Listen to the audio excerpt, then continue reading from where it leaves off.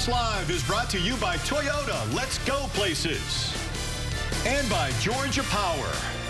Up in D.C. tonight, you heard Bob say it's a tough place to play. Washington has won 6 of their last 8 home games against the Hawks. Of course, I'm working with Stinger tonight. You know, I love working with Mike Glenn. He's the only person in the whole building that can relate to my type of music and understand when I say Sly and the Family Stone, one of the most underrated groups of all time. One of their best songs, Family Affair. It is just that tonight in D.C. For more on that, here's Olivia. Thank you, Jerome. It is a very special night here tonight in D.C. for Malcolm Delaney. If you're not familiar with his story, as some of our viewers are not, let me fill you in. He's from nearby Baltimore, played his college ball at Virginia Tech, and then played 5 years overseas. So in July, his dreams came true when he got a call saying that the Atlanta Hawks would sign him to an NBA contract. He decided to go out and celebrate with his family. They rented a big Sprinter van. Everyone piles in. They come out here to D.C. to enjoy the night. In attendance was his older brother Vincent, who is his only sibling, his best friend, his biggest fan. On the way home, a car pulled by their van on the highway on their way home to Baltimore and opened gunfire. Vincent was the only of 13 passengers in the car who was hit. As they waited for an ambulance, Vincent stopped breathing, and Malcolm had to give him CPR. After a couple surgeries and a finger amputation, Vincent miraculously survived. He's in attendance tonight in what Malcolm says is the closing of this horrible chapter. I mean, this is how we are. You know, he's you know, the strongest person I know, just getting through that, surviving, and then the way he's mentally handled it, because if he wouldn't have handled it the way he did, you know, I probably wouldn't have been able to play this season. So he's been positive. It's been keeping me positive even through, you know, the ups and downs of the season. So just him, you know, calling me every day. We talk every day, and him watching all the games has been big for me because, you know, this is a dream we both grew up sharing. So just him being able to share it, kind of, is okay, but, you know, him still not being able to be here physically every game is tough. But the first night he gets to come out, so he said he couldn't sleep last night. He's excited, so I'm glad he could come. Does tonight feel like a closing chapter, getting to look up at a game, this dream you both had, and look up and see him? Yeah, definitely, because, you know, for me, like, just him not being there physically has been the missing piece, and it still doesn't feel like I'm in the NBA yet because he hasn't been able to share it with me, and he was supposed to move to Atlanta with me, so that was the biggest thing, him not being there every day physically, giving me the advice, because, you know, that's the only guy I looked up to, like, growing up. So it's definitely a chapter we can close, and for him, I know, like I said, he's probably more excited than I am. But just for my whole family and everybody close to us, they know how close me and him are, so I think it's big for them as well. So as Malcolm got the thrill of his life in his first season in the NBA, he said he couldn't really enjoy it, and until Vincent could share the experience with him, he wouldn't really be happy. Well, tonight, the Delaney brothers get to do just that. Back to you guys. Okay, thank you very much, Olivia. That could be my favorite story of this season. All right, our Inside Look brought to you by your local Toyota dealer. Let's go places. Takes a look at the backcourt. Of course, Malcolm Delaney's going to have to go out there and guard John Wall once in a while, but it's going to be Dennis Schroeder for the most part. And when you compare these 2 point guards, Stinger, boy, I tell you what, if you're a basketball fan, you're going to be in for a treat tonight. Jerome, you love this because it's the ultimate speed against the ultimate quickness. Now, speed is over 94 feet and quickness is in short bursts. Schroeder's quicker, but John Wall has speed from end to end. He makes the whole team run and go. And when he can score from the outside, when that shot is going, you got a long night working on your hand. Both very athletic. He's improved that jump shot. You got to guard him from 15, 16 feet, and he's very good at getting to the lane. Athletic, can finish with the best of them. So Wall is the key to them. Even though he's not the leading scorer this season for the Wizards, he's still the player that makes them go. Now here's Schroeder getting in the lane. Just amazing how he can get in the lane against every team.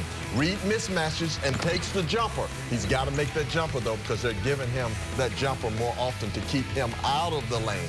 But Schroeder's doing a good job, Jerome, of mixing it up, shooting the jumper, getting in the lane, involving his teammates, and both of them tonight will have to pace their ball clubs. I also think that Schroeder has to slow it down and pick his spots. And John Wall is going to be up and down all night long. Yeah, Bradley Beal is their leading scorer, but Wall is still sensational. 11 of his last 12 home games, over 21 points and 13 assists a game. He is a handful. As we continue, we've been talking about a need for offense.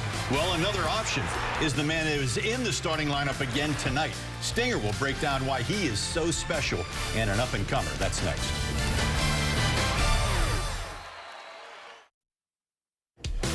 HAWKS Live is brought to you by your local GMC dealer and by Comcast Business, built for business. HAWKS riding a 4-game losing skid. They didn't score 100 in any of those 4 games.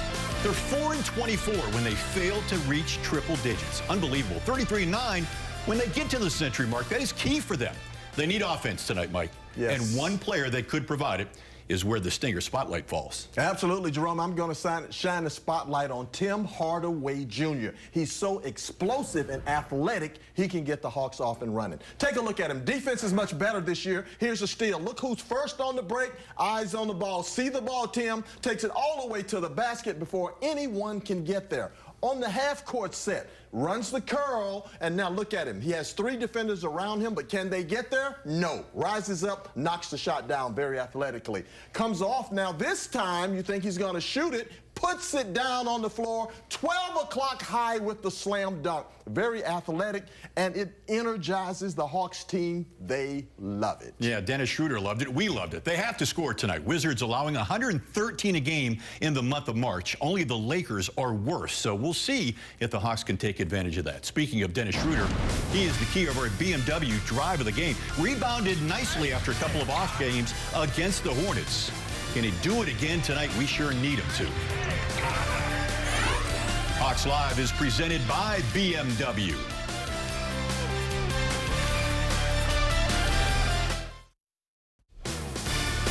HAWKS Live is brought to you by Landmark Dodge, Chrysler, Jeep, Ram. In D.C. tonight at the Verizon Center, where the Wizards are 27-10 at home, including a win over the Hawks back in November. They lead the season series 2-1. The best the Hawks can do is split it tonight with a win up in Washington. Here is the starting lineups. Well, Ersan Ilyasova is back in there again for Paul Millsap. His last 2 games when Millsap was out, a total of 36 points and 10 rebounds. Not too shabby. He has been one of the bright spots for a Hawks team that has flat out been struggling, having lost their last 4, failing to reach 100 in any of those. Where do they need to improve the most? Let's find out. Here's Coach Bud with Olivia. Okay, thank you. Hawks looking to snap a streak here tonight in Washington, D.C. Coach, what's your message been to your team, both yesterday and today? I think we just have to get better. I think we feel like we're not playing, as well as we can on either side of the ball. And, you need to do it for 48 minutes. And I think we had a good practice yesterday, and hopefully we can, carry that over to the game today. Despite a loss in Charlotte, you did beat them on the glass, and that's an area Washington's weak in, near the bottom of the league. Is that an area to take advantage of, or could that have a big impact on the game? Well, I think obviously with Dwight and really everybody, hopefully, we can make, maybe get some easy ones on offensive boards. And that's what he's going to do every night and when he's in the game. And, hopefully if we can get an advantage there, we will. But there's so many things that go into the game. But, if we can get that, that'd be great. Obviously, a lot of this starts at the point guard matchup. Dennis has his hands full with John Wall, Brad Beal, but did a great job on Kemba Walker the other night. What do you need from him tonight in order to keep that matchup in check? Well, Wall is one of the, the best point guards in our league, and, he's a tough cover. I think, trying to keep him in front is kind of the same message we've had, as a team in general. Wall's such an attacking, penetrating guard. Keep him in front. We've also used Dennis on Beal. He's done a great job chasing Beal around off of screens, and so, and I think Dennis just has to start out well, has to start out aggressive, and give us a good start. Okay, Coach. Thank you. Back to you guys. Okay, thank you very much, Olivia. And Coach Thabo Sefolosha, he's going to be in the starting lineup. We need his defense. Defense, well, it's been a sore subject around the Hawks as of late. Not his, though. Will it step up? Will it be one of the keys to the game? Find out coming up next.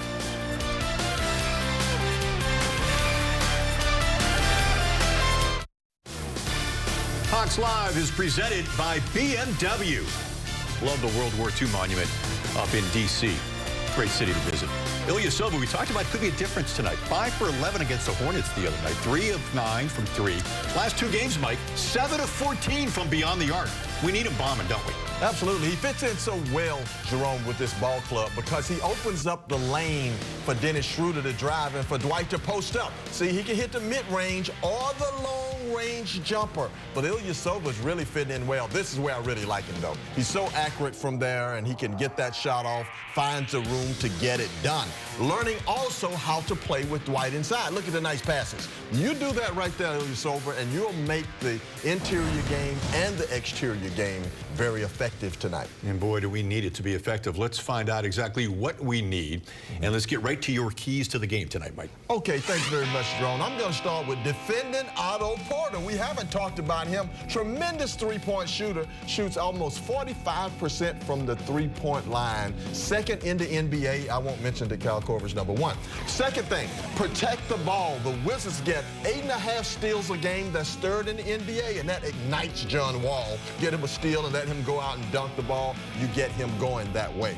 The third thing is transition defense. The Wizards average 18 points on fast break points. That leads the Eastern Conference. You've got to get back, take away those easy points and those energy points, and you have a good chance of getting a win in the nation's capital. They can run you out of the building if you're not that careful. Yes, we talked about how the Hawks defense has been suspect, for lack of a better term, over the last couple of games.